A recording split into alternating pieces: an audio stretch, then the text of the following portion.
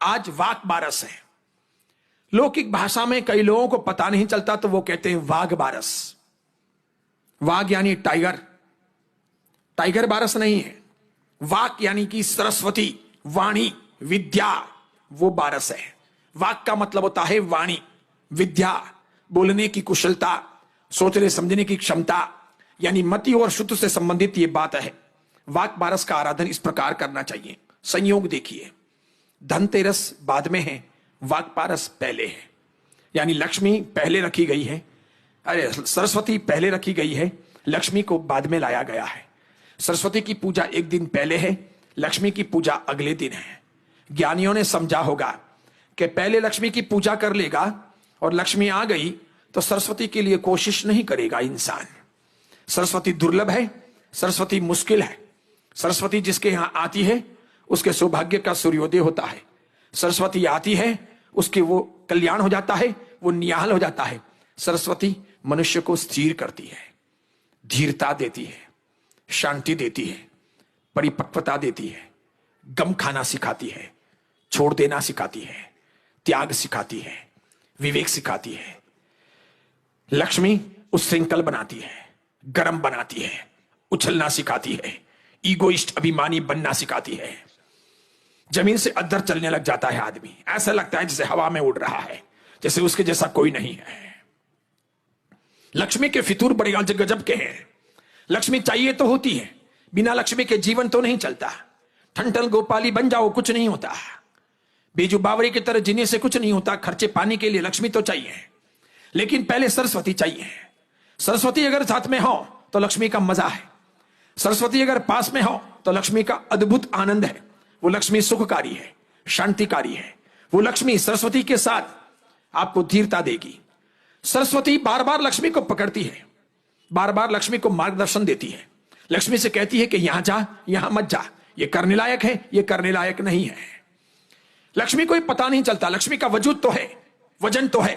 वो पीली है और सफेद है, वो दमकती है, चमकती है, वो हीरे की तरह, वो पन्ने की तरह, अलग अलग रूपों में, वो सोने की तरह, वो चांदी की तरह, वो माने की तरह, मोतियों की तरह, अलग अलग प्रकार की ज्वेलरी की तरह, वो जमीन जायदाद की तरह, राजमहलों की तरह लक्ष्मी दमकती है, चमकती है।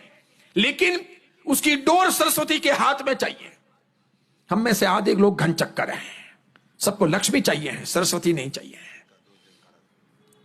इसलिए हर धनतेरस को घिस घिस करके सिक्के धोते हैं, बहुत दूध में दही में धो धो करके पावन बनाते हैं, चमकाते हैं उन्हें।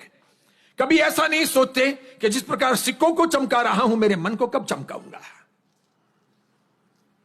ये जीवन के पथ को कब चमकाऊंगा।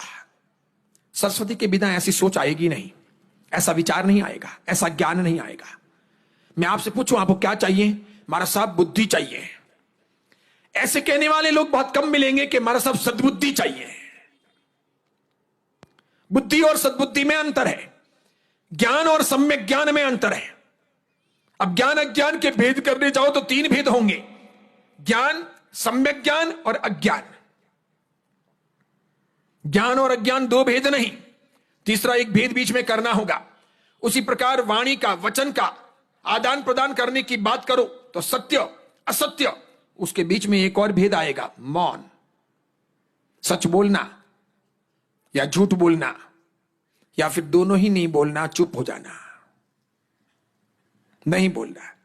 समझो झूठ बोल ना सकते हो और सत्य बोलने के खतरनाक परिणाम आने वाले हों तो चुप रहना अच्छा है, ऐसा ज्ञानियों ने कहा है।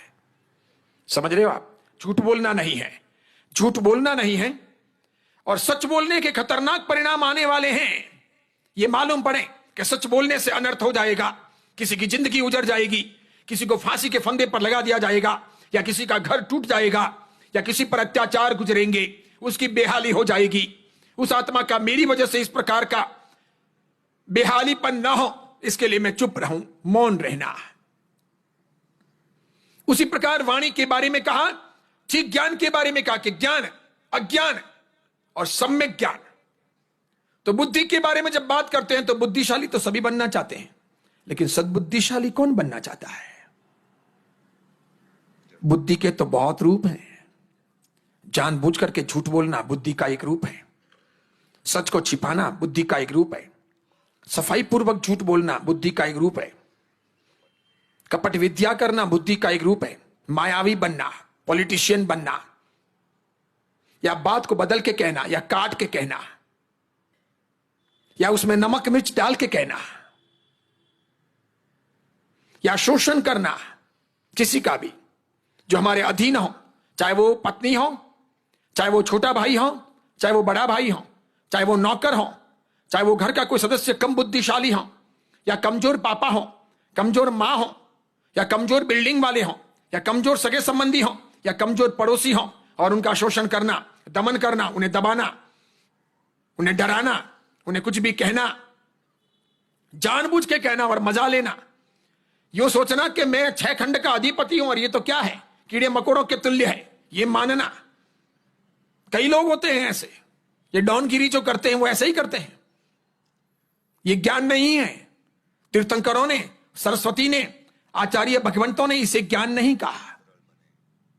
सरलता आए और ज्ञानी हो, नम्रता आए और ज्ञानी हो, सहयोग आए और ज्ञानी हो, निर्मलता यानी पवित्रता आए और ज्ञानी हो, उदारता आए और ज्ञानी हो, सेवा भावना या वैयावृत्ति की इच्छा जगे और ज्ञानी हो,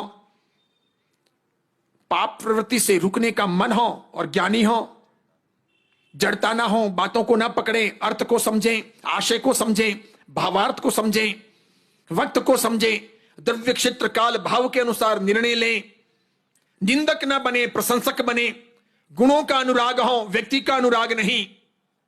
ज्ञान के कई रूप हैं, बुद्धि के कई रूप हैं, बहुत बहुत अच्छे। इसलिए दुनिया में कोई कोई बुद्धू होते हैं, कोई एवरेज बुद्धिशाली होते हैं, कोई प्रखर बुद्धिशाली होते हैं, कोई पूर्ण बुद्धिशाली होते हैं। बुद्धि के रूपों का इतना ढंग है, छद्मस्त काल में भी, इस कलिकाल में जहां अवधि ज्ञान नहीं, मना पर्यव ज्ञान नहीं, केवल ज्ञान नहीं, बावजूद इसके मति और शुद्ध ज्ञान के बीच में भी हम बौद्धिक अच्छी अच्छी क्षमताएं देख सकते हैं। बहुत बढ़िया, अच्छे अच्छे बुद्धिशाली। ईमानदारी पूर्वक कहना चाहूंगा, पवित्रता के लिए, उदारता के लिए, सरलता के लिए, नम्रता के लिए, मानवता के लिए जितनी साधना बुद्धि और श्रुत की यानी ज्ञान और बुद्धि की जैन परंपरा में हुई है, उतनी साधना शायद कहीं नहीं हुई। आज इस कली काल में भी इतनी विषमता है, लोग हमें मारने, काटने, छीनने, झपटने, उजाड़ने, सब कुछ समाप्त करने, परंपराओं को निगलने के लिए बैठे हैं। उसके बीच में भी आचार्य भगवंत भगवान महावीर के उपदेश का सहारा लेकर कहते हैं, शांत रहो, कर्माधीन हैं आत्माएं, जितना हो सके उतना रास्ता निकालो, प्रबल बनो, मजबूत बनो, समझदार बनो, सहिष्णु बनो, सहयोगी बनो, दूसरों की आत्माओं को, मन को परिवर्तित करने का प्रयत्न करो, ज्ञान का दिया जलाओ। भले हम बड़ी बड़ी परमाणु भट्टियां जला लें, पेट्रोमैक्स जला दें, दिए जला लें, बल्ब जला लें, हेलोजन जला लें, एलईडी जला लें, कितना भी जगत को रोशन कर लें, और चाहे ये तेल या घी के कितने दिए जला लें, कितने ही पटाखे फोड़ लें, जब तक भीतर के मन की अंधकार को दूर नहीं करते हैं, बाहर का सारा उजाला व्यर्थ है।